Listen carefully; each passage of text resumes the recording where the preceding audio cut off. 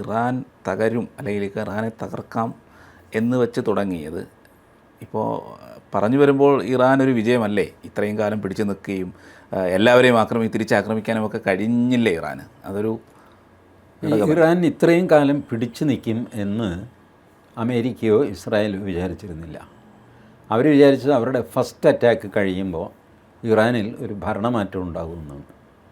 ഭരണമാറ്റം ഉണ്ടായില്ല. അതെ, ഈ ഒരു സിറ്റുവേഷൻ മറ്റേ അലി ഖമനെ മുൻകൂട്ടി കണ്ട് ഡിസൈൻ ചെയ്തിരുന്നു. അവരൊരു മിന്നലാക്രമണത്തിൽ ഞാൻ മരിച്ചു പോകുന്നു, ആര് എന്തൊക്കെ ചെയ്യണം, ഫ്രം ടോപ്പ് ടു ബോട്ടം അയാൾ ഡിസൈൻ ചെയ്തിരുന്നു. അതാണ് ഈ മൊസൈക്ക് ഡിസൈൻ എന്നൊക്കെ അറിയപ്പെടുന്ന സാധനം. അതയാൾ ചെയ്തു വെച്ചിരുന്നു. കാരണം അയാൾക്കും അറിയാം ഞാൻ മരിച്ചു കഴിഞ്ഞാൽ പിന്നെ അധികാര തർക്കം ഉണ്ടാകുകയും ഒരു ഭരണമാറ്റം ഉണ്ടാകുകയും ചെയ്യാൻ സാധ്യത. അതുകൊണ്ട് ഡൗൺ ദ ലൈൻ കമാൻഡേഴ്സ് വരെ IRGC ഒക്കെ എന്ത് ചെയ്യണമെന്നൊക്കെ അയാൾ എല്ലാം പ്ലാൻ ചെയ്ത് വെച്ചു. അങ്ങനെ അയാൾ മരിച്ചു. അയാളുടെ അടുത്ത പ്ലാനിലേക്ക് ഇത് സെറ്റ് ചെയ്തു. നമ്മൾ ഈ റബ്ബർ വലിച്ചു കെട്ടി ഒരു ഇക്വിലിബ്രിയത്തിൽ അതിങ്ങനെ നിൽക്കുമല്ലോ.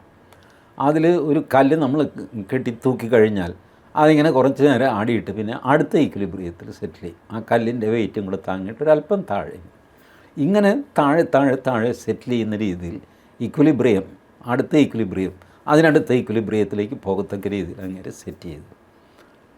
അതിൽ ഇവർക്ക് പിടിച്ചു നിൽക്കാൻ പറ്റി ഇറാൻ.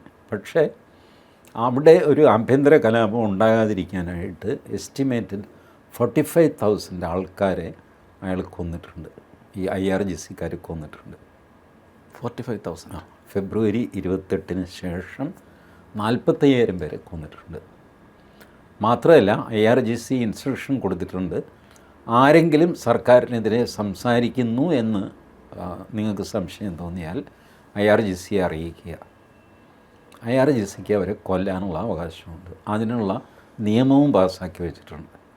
സർക്കാരിനെതിരെ സംസാരിച്ചാൽ, ആലോചിച്ചാൽ, ചിന്തിച്ചാൽ ആ കുറ്റത്തിന് ഇയാളെ വെടിവെച്ച് കൊല്ലും. അപ്പോൾ എല്ലാവർക്കും പേടിയാകും. ഞാൻ വായുജിത്തിനോട് ഇതൊന്നും ശരിയല്ല വായുജിത്ത് എന്ന് പറഞ്ഞാൽ വായുജിത്ത് പോയി മറ്റവൻ്റെ അടുത്ത് കംപ്ലൈൻറ്റ് ചെയ്താലോ, അതുകൊണ്ട് ഞാൻ മിണ്ടില്ല. ഇതേ പേടി കൊണ്ട് വായുജിത്ത് മിണ്ടില്ല. അങ്ങനെ ആരും മിണ്ടാതിരിക്കും. മിണ്ടിയവരെ ഇവർ പരസ്യമായിട്ട് വെടിവെച്ച് കൊന്നിട്ടുണ്ട്. എമൗണ്ടിങ് ടു 45,000 ഫെബ്രുവരി 28 മുതൽ ഇങ്ങോട്ട്. അത്രയ്ക്ക് അടിച്ചമർത്തിയാണ് അവിടുത്തെ ജനതയെ വെച്ചിരിക്കുന്നത്. ഇൻ്റർനെറ്റും കട്ട് ചെയ്തു, ഇൻ്റർനെറ്റും ഇല്ല. ഇന്നിപ്പോൾ ഇൻ്റർനെറ്റ് തുറന്ന് വിട്ടാൽ തന്നെ മിക്കവാറും 2 ആഴ്ചക്കകം അവിടെ റെജീം ചേഞ്ച് ഉണ്ടാവും ഇറാനിൽ. അസാമാന്യമായ പ്രശ്നത്തിലാണ് ഇറാൻ. ഇത് ഹോർമൂസ് കടലിടുക്ക് ഞെക്കിപ്പിടിച്ചു. ഇന്ത്യയിലേക്കുള്ള ക്രൂഡ് ഓയിൽ വരുന്നില്ല, ഗ്യാസ് വരുന്നില്ല, ഫെർട്ടിലൈസർ വരുന്നില്ല. റൈറ്റ്. ഇറാനിലേക്കുള്ള അരിയും ഗോതമ്പും കൊടുക്കുന്നത് നമ്മളാണ്. ഇറാനിൻ്റെ 70% അരി ഭാരതത്തിൽ നിന്നാണ് പോകുന്നത്. 20% ഗോതമ്പ് അവരുടെ കുറച്ചുണ്ട് ഇറാൻ്റെ കയ്യിൽ. അരിയും ഗോതമ്പും വേണ്ടേ? ഭക്ഷണം കഴിക്കണ്ടേ? എണ്ണ തടഞ്ഞു നിർത്തി. അരിയുടെ കപ്പൽ മാത്രം കയറ്റി വിട്, എണ്ണയുടെ കപ്പൽ ഞാൻ അങ്ങോട്ട് വിടുകയില്ല എന്ന് പറഞ്ഞാൽ ആരെങ്കിലും സമ്മതിക്കുമോ? അപ്പോൾ ഇത് നിന്ന് കഴിയുമ്പോൾ ഇറാനും പ്രയാസം ഉണ്ടാകുന്നുണ്ട്. പാകിസ്ഥാനിൽ നിന്ന് അവർ കുറച്ച്, പാകിസ്ഥാനിൽ എന്ത് കുന്തം ഉണ്ടെന്നാണ്, പാകിസ്ഥാൻ്റെ കയ്യിൽ ഒരു ചുക്കുമില്ലയെന്ന്. പിന്നെയുള്ള അപ്പുറത്തുള്ളത് അഫ്ഗാനിസ്ഥാൻ. പാകിസ്ഥാനിലേക്കുള്ള എൻട്രി തന്നെ ബലൂചിസ്ഥാനാണ്. ഒറിജിനൽ പാകിസ്ഥാൻ എന്ന് പറയുമെങ്കിലും ബലൂചിസ്ഥാനാണ് സാധനം. അപ്പുറത്ത് അഫ്ഗാനിസ്ഥാൻ. ഇവിടെ നിന്നും ഒന്നും കിട്ടാനില്ല. ഇവരൊക്കെ ദരിദ്രവാസികളാണ്. അപ്പോൾ ഇറാന് ബാക്കിയുള്ള സ്ഥലത്തു നിന്ന് നമ്മളെപ്പോലുള്ള രാജ്യങ്ങളിൽ നിന്ന് വേണം ഭക്ഷ്യവസ്തുക്കളും മറ്റതുമൊക്കെ കിട്ടാനായിട്ട്.